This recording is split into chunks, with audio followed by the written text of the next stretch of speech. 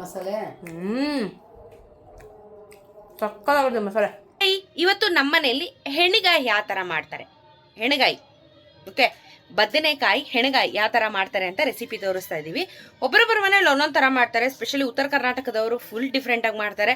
So ನಮ್ಮ ಮನೇಲಿ ನಾವು ಯಾವ ಥರ ಮಾಡ್ತೀವಿ, ನಮಗೆ ಯಾವ ಥರ ಇಷ್ಟ ಅದನ್ನು ನಾವು ತೋರಿಸ್ತಾ ಇದ್ದೀವಿ. ಸೊ ಇದು ಯಾರ್ಯಾರಿಗೂ ಆ ಥರ ಮಾಡ್ತಾರೆ ಈ ಥರ ಮಾಡ್ತಾರೆ ಅಂತ ಕಂಪ್ಯಾರಿಸನ್ ಅಂತೂ ಅಲ್ಲ, ನಾವು ಯಾವ ರೀತಿ ಮಾಡ್ತೀವಿ ಹೆಣ್ಗಾಯಿನ ಅನ್ನೋದನ್ನ ರೆಸಿಪಿನ ತೋರಿಸ್ತಾ ಇದ್ದೀನಿ. ಸೊ ಬನ್ನಿ, ಫುಲ್ ವಿಡಿಯೋ ನೋಡಿ ರೆಸಿಪಿನ ನೀವು ಟ್ರೈ ಮಾಡಿಕೊಂಡು ತಿನ್ನಿ. ಚಪಾತಿಗೆ ಬಿಸಿ ಅನ್ನಕ್ಕೆ ಸಖತ್ತಾಗಿರುತ್ತೆ. ಬನ್ನಿ ತೋರಿಸ್ತೀನಿ.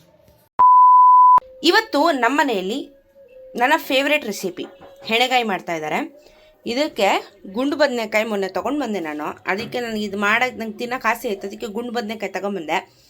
ಕ್ಯಾರೆಟ್ ಇಟ್ಕೊಂಡಿದ್ದಾರೆ, ಒಂದು ಆಲೂಗಡ್ಡೆ ಇಟ್ಕೊಂಡಿದ್ದಾರೆ, ಗುಂಡು ಬದನೆಕಾಯಿ ಇಟ್ಕೊಂಡಿದ್ದಾರೆ, ಟೊಮೊಟೊ, ಈರುಳ್ಳಿ, ತೆಂಗಿನಕಾಯಿ, ಕಡಲೆಬೀಜ, ಕಡಲೆಪಪ್ಪು, ಎಳ್ಳು, ಬಿಳಿ ಎಳ್ಳು, ಕೊಬ್ಬರಿ, ಈರುಳ್ಳಿ, ಅರಿಶಿನ, ಉಪ್ಪು, ಬೆಲ್ಲದ ಪಾಕ, ಧನಿಯಾ, ಶುಂಠಿ, ಬೆಳ್ಳುಳ್ಳಿ, ಬಾಡಿಗೆ ಮೆಣಸಿನ್ಕಾಯಿ, ಮೆಣಸು, ಹುಣಸೆಹಣ್ಣು. ಅಯ್ಯೋ ಎಷ್ಟೊಂದಿದೆ. ಇದು ನಮ್ಮಮ್ಮ ಹೆಂಗ್ ಮಾಡ್ತಾರೆ ಅಂತ ತೋರಿಸ್ತೀನಿ ಬನ್ನಿ. ಎಣ್ಣೆ ಹಾಕಿದ್ದಾರೆ ಬಾಣಲಿಗೆ. ಎಣ್ಣೆ ಹಾಕಿಲ್ವಾ? ಡ್ರೈ ರೋಸ್ಟ್ ಇದು ಡ್ರೈ ರೋಸ್ಟ್ ಮಾಡ್ಕೊತಾ ಇದ್ದಾರೆ. ಫಸ್ಟ್ ಕಡಲೆಕಾಯಿ ಬೀಜ, ಆಮೇಲೆ ಕಡಲೆಪಪ್ಪು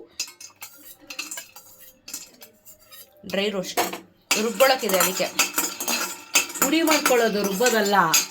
ಪುಡಿ ಮಾಡ್ಕೊತೀನಿ, ಕುಟ್ಟಾಣಿಲಿ ಕುಟ್ಟೋದು.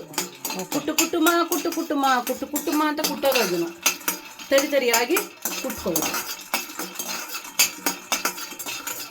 ಕಡಲೆಕಾಯಿ ಬೀಜ ಆದ್ಮೇಲೆ ಹುರ್ಗಡ್ಲೆ, ಕಡಲೆಪಪ್ಪು,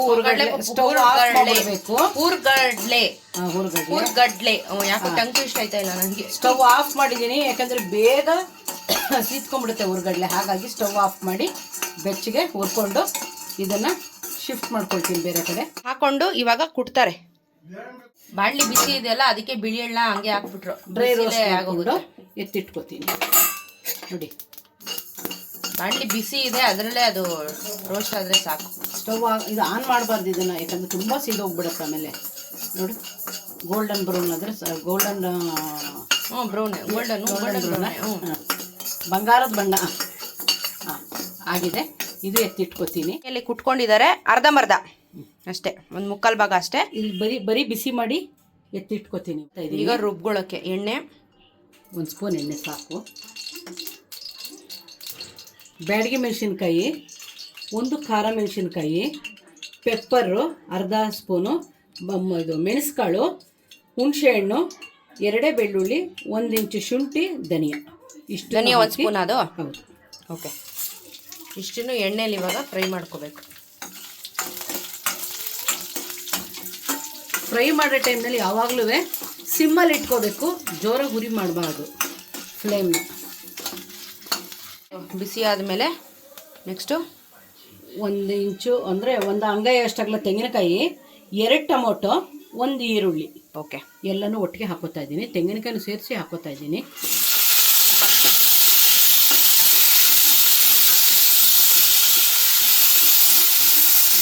ಸ್ವಲ್ಪ ಉಪ್ಪು ಹಾಕ್ಬಿಟ್ಟು ಮುಚ್ಚಿಟ್ಬಿಡೋಣ, ಬೇಗ ಸಾಫ್ಟ್ ಆಗೋಗುತ್ತೆ. ಬೇಕಾದರೆ ಗಸಗಸೆ ಆ್ಯಡ್ ಮಾಡೋರು ಮಾಡ್ಕೋಬಹುದು, ಆಪ್ಷನ್ನು. ಉಪ್ಪು ಹಾಕ್ತಾ ಇದ್ದೀನಿ. ಸ್ವಲ್ಪ ಉಪ್ಪು ಹಾಕ್ಬಿಟ್ಟು ಇವಾಗ ಒಂದು 5 ನಿಮಿಷ ಅದು ಬೇಯೋ ತನಕ ಮುಚ್ಚಿಡ್ತಾರೆ, ಯಾಕಂದರೆ ಇದೆಲ್ಲ ರುಬ್ಬಬೇಕು. ಸೊ ಸ್ವಲ್ಪ ಬೇಯಲಿ. ಅದು ಕಾಯಿನ ಈ ಥರ ಕಟ್ ಮಾಡ್ಕೋಬೇಕು ಅಂತ ತೋರಿಸ್ತಾ ಇದ್ದಾರೆ ಅಷ್ಟೇ. ಹುಳ ಇದೆಯಾ ಒಳಗಡೆ ಅಂತ ಮಾಡೋಕ್ಕೆ ಮುಂಚೆನೇ ಈ ಥರ ಚೆಕ್ ಮಾಡ್ಕೋಬೇಕು. ಎಲ್ಲ ಬದನೆಕಾಯಿನೂ ಈ ಥರನೇ ಮಾಡ್ಕೋಬೇಕು. 1 ಆಲೂಗಡ್ಡೆ ಹಾಕ್ತಾ ಇದ್ದೀನಿ. ಏನಕ್ಕೆ ಅಂತಂದರೆ ನೋಡಿ, ಅರ್ಧ ಕ್ಯಾರೆಟು, 1 ಆಲೂಗಡ್ಡೆ ಹಾಕ್ತಾ ಇದ್ದೀನಿ. ಇದೆಲ್ಲ ಹಾಕಿ ನೀವು ಇದ್ರ ಮಜಾ ನೋಡಿ, ಟೇಸ್ಟು. ಯಾಕೆ ಅಂತ ಹೇಳಿದ್ರೆ ಬದನೆಕಾಯಿ ಕೆಲವೊಂದು ಐಟಮಲ್ಲಿ ಬದನೆಕಾಯಿ ಏನಾಗುತ್ತೆ, ಕಹಿ ಅಂಶ ಇರುತ್ತೆ.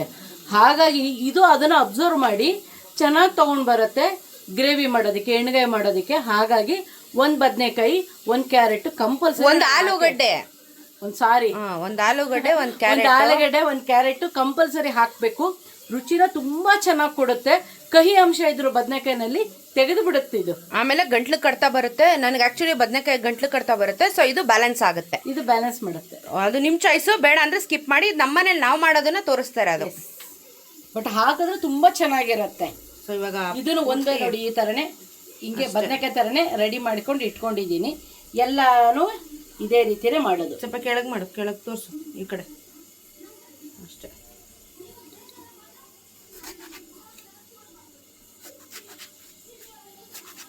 ಎಲ್ಲ ಹುರಿದಿದ್ದೆಲ್ಲ ತಣ್ಣಗಾಗಿದೆ. ಸ್ವಲ್ಪ ಅರಿಶಿನ ಹಾಕ್ಕೊಂಡು ರುಬ್ಬಿಡೋದು. ನೋಡಿ 1 ಸ್ಪೂನ್ ಫುಲ್ ಹಾಕಬೇಕು. 1 ಗ್ಲಾಸು. 1 ಸ್ಪೂನ್ ಅಂತ ಯಾಕೆ ಇವತ್ತೆಲ್ಲ ಹಿಂಗೆ ಮಾತಾಡ್ತಿದ್ಯಾ? ಸರಿ ನೋಡಿ, ಫುಲ್ 1 ಗ್ಲಾಸ್ ಎಣ್ಣೆ ಹಾಕ್ತಾ ಇದ್ದೀನಿ. ಜಾಸ್ತಿ ಎಣ್ಣೆ ಬೇಕು.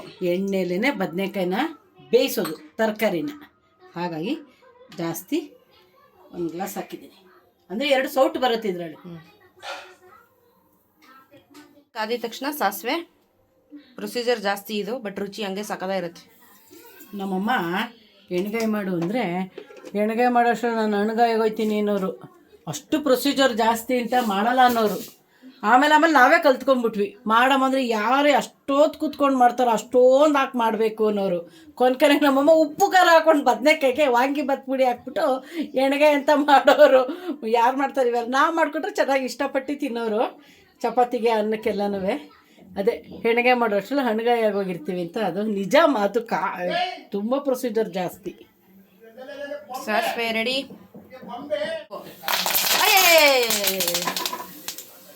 ಆಗೋಯ್ತು ಬಿಡಿ. ನೀನು ಇವಾಗ ತಿಳ್ಕೊಂಡಿರೋದು ಡಮಿಲ್ ಡಕ್ಕ. ಯಪ್ಪ, ಇದು ಫುಲ್ಲು. ಇವಾಗ ಉಪ್ಪು ಗಿಪ್ಪೇನು ಹಾಕಂಗಿಲ್ವಾ? ಬೇಯಬೇಕು, ಒಂದು ಅರ್ಧಂಬರ್ಧ ಆದರೂ ಬೇಯಬೇಕು. 5 ನಿಮಿಷ ಬೇಕು. ಅದೇ ಹೇಳ್ದೆ ಲಾಂಗ್ ಪ್ರೊಸೀಜರು ಅಂತ. ಸೊ ಇವಾಗ ಅದು ಬೇಯೋವರೆಗೂ ವೇಟಿಂಗು.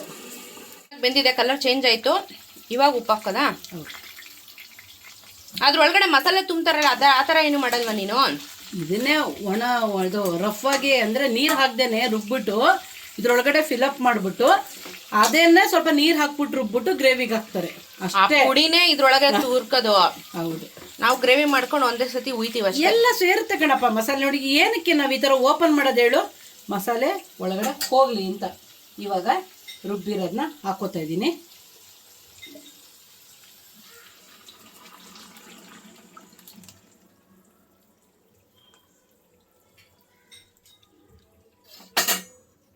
ಹೇಳ್ತಾ ಇದೆ ಅದಿದ್ರೇನೆ ಮಚ್ಚ. ಕೆಲವೊಂದಕ್ಕೆ ಜಾಸ್ತಿ ಎಣ್ಣೆ ಹಾಕ್ಬೇಕು, ಕೆಲವೊಂದಕ್ಕೆ ಡ್ರೈ ಮಾಡಿದ್ರೇ ಒಳ್ಳೇದು. ಯಾಕಂದರೆ ನಾನು ಚಪಾತಿನ ಡ್ರೈ ಮಾಡ್ತೀನಲ್ವ, ಹಾಗಾಗಿ ಕಾಂಬಿನೇಷನ್ ತುಂಬ ಚೆನ್ನಾಗಿರುತ್ತೆ, ರುಚಿ ಜಾಸ್ತಿ ಕೊಡುತ್ತೆ. ಈಗ ಈ ಎಣ್ಣೆ ಈಗ ಒಂದು 2 ನಿಮಿಷದಲ್ಲಿ ಖಾಲಿ ಆಗುತ್ತೆ, ಹೀರ್ಬಿಡುತ್ತೆ. ಇದರಲ್ಲಿ ಹೀರ್ಕೊಳ್ಳಲ್ಲ. ಇದು ಕುದಿಯಕ್ಕೆ ಸ್ಟಾರ್ಟ್ ಆಗಲಿ ಹೇಳ್ತೀನಿ ಹೆಂಗೆ ಹೀರ್ಕೊಳ್ಳುತ್ತೆ ಅಂತ ತೋರಿಸ್ತೀನಿ. ಮಸಾಲೆ ಎಲ್ಲ ಇಟ್ಕೊಳ್ಳಿ, ಒಂದು 5 ನಿಮಿಷ ಕುದಿಸಿ ಅದು ಹಸಿ ವಾಸನೆ ಹೋಗಲಿ. ಪುಡಿ ಮಾಡಿದ್ದೀನಲ್ಲ ಹುರ್ಗಡ್ಲೆ ಕಡಲೆಕಾಯಿ ಒಟ್ಟಿಗೆ ಹಾಕ್ಬಿಡ್ತೀನಿ. ಕುದಿಯಕ್ಕೆ ಶುರು ಆದ್ಮೇಲೆ ಹಾಕಬೇಕು. ಹೌದು, ಹುರಿದಿದ್ದೀನಲ್ಲ ಎಳ್ಳು ಊರ್ಕೊಂಡಿದ್ದೆ. ಕೆಲವರು ಉತ್ತರ ಕರ್ನಾಟಕದಲ್ಲಿ ಹುಚ್ಚೆಳ್ಳನ್ನ ಹಾಕ್ತಾರೆ. ನಾವು ಈ ಥರ ಬಿಳಿ ಎಳ್ಳನ್ನ ಹಾಕ್ತೀವಿ.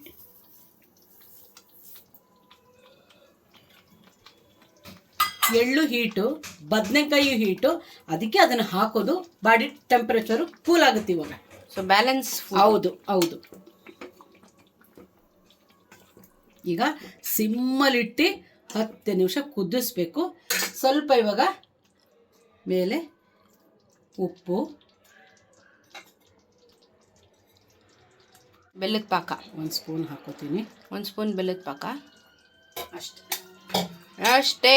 ಇವಾಗ 10 ನಿಮಿಷ ಚೆನ್ನಾಗಿ ಕುದಿಸ್ಬೇಕು. ಚಿಟ್ಟು ಕುದಿಬೇಕು, ಯಾಕಂದ್ರೆ ಅದು ಎಗರುತ್ತೆ, ಡ್ಯಾನ್ಸ್ ಮಾಡುತ್ತೆ. ಹಾಗಾಗಿ ನಿಧಾನಕ್ಕೆ ಕುದಿಬೇಕು. ಓಕೆ, ಚಪಾತಿ ಮಾಡ್ತಾರೆ ನಮ್ಮಮ್ಮ. ಇದಕ್ಕೆ ಕಾಂಬಿನೇಷನು ಚಪಾತಿನೂ ಇದೆ, ಅನ್ನನೂ ಇದೆ, ಎರಡೂ ಮಾಡ್ತೀನಿ. ಟೇಸ್ಟ್ ಹೇಳ್ತಾಳೆ ಮಗಳು.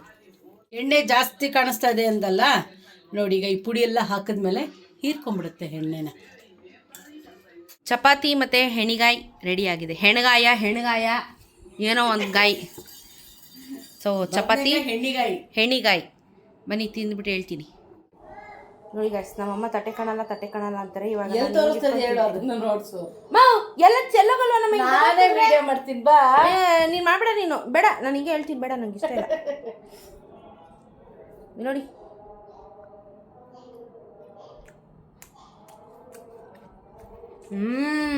ಎಮ್ಮೆ ಚಪಾತಿ ಎಷ್ಟು ಸಾಫ್ಟ್ ಆಗಿದೆ ನೋಡಿ. ಮೊನ್ನೆ ಟಿಪ್ಸ್ ಹೇಳ್ಕೊಟ್ರಲ್ಲ ನಮ್ಮಮ್ಮ, ಎಷ್ಟು ಸಾಫ್ಟ್ ಆಗಿದೆ ಚಪಾತಿ. ಆಮೇಲೆ ಹಿಂಗೆ ಎತ್ಕೊಂಡು ಫುಲ್ ಹಾಕ್ಕೊಂಡು ತಿನ್ಬೇಕು.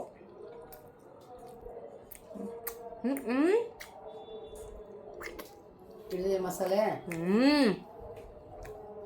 ಸಕ್ಕತ್ತಾಗಿದೆ ಮಸಾಲೆ. ಬಿಸಿ ಬಿಸಿ ಅನ್ನಕ್ಕೆ ಕಲ್ಸ್ಕೊಂಡು ತಿಂದ ಅಂದರೆ ನೆಕ್ಸ್ಟ್ ಲೆವೆಲ್ ಮಜಾ. ಅಲ್ಲೇ ಸೂಪರಾಗಿದೆ, ಸಕ್ಕತ್ತಾಗಿದೆ. ಮಾಡಿಕೊಂಡು ತಿನ್ನಿ ರೆಸಿಪಿನ. ಆಲೂಗಡ್ಡೆ ಹಾಕಿದಾರಲ್ಲ ನೋಡಿ, ಆಲೂಗಡ್ಡೆ.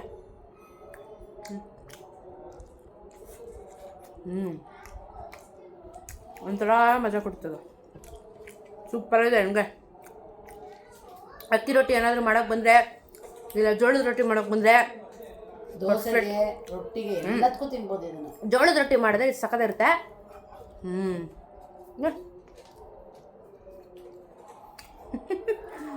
ಟ್ರೈ ಮಾಡ್ಕೊಂಡು ತಿನ್ನಿ. ಬಿಸಿ ಅನ್ನಕ್ಕೆ ಹಾಕೊಂಡು ತುಪ್ಪ ಹಾಕೊಂಡು ತಿನ್ನಿ, ಸಕ್ಕತ್ತಿರುತ್ತೆ. ಟ್ರೈ ಮಾಡೋದನ್ನು ಮರಿಬೇಡಿ. ಹಾಗೆ ದಯವಿಟ್ಟು ಚಾನಲ್ನ ಸಬ್ಸ್ಕ್ರೈಬ್ ಮಾಡ್ಕೊಳ್ಳಿ. ನಾನು 12,000 ಸಬ್ಸ್ಕ್ರೈಬರ್ಸ್ ಆಗಿದ್ದೀರಾ. Thank you so much. ಇನ್ನೂ ಬೆಳೆಯೋಣ, ಇನ್ನೂ ಬೆಳೆಸಿ ಒಳ್ಳೊಳ್ಳೆ ಅಡುಗೆ ರೆಸಿಪೀಸ್ನ, ಒಳ್ಳೊಳ್ಳೆ ಕಾಂಟೆಂಟ್ನ ತೋರಿಸ್ತಾ ಇರ್ತೀವಿ. ಸಪೋರ್ಟ್ ಮಾಡ್ತಾಯಿರಿ. ಸಿಗೋಣ. ಟ್ರೈ ಮಾಡಿ, ಕಮೆಂಟಲ್ಲಿ ತಿಳಿಸಿ. ಬಾಯ್.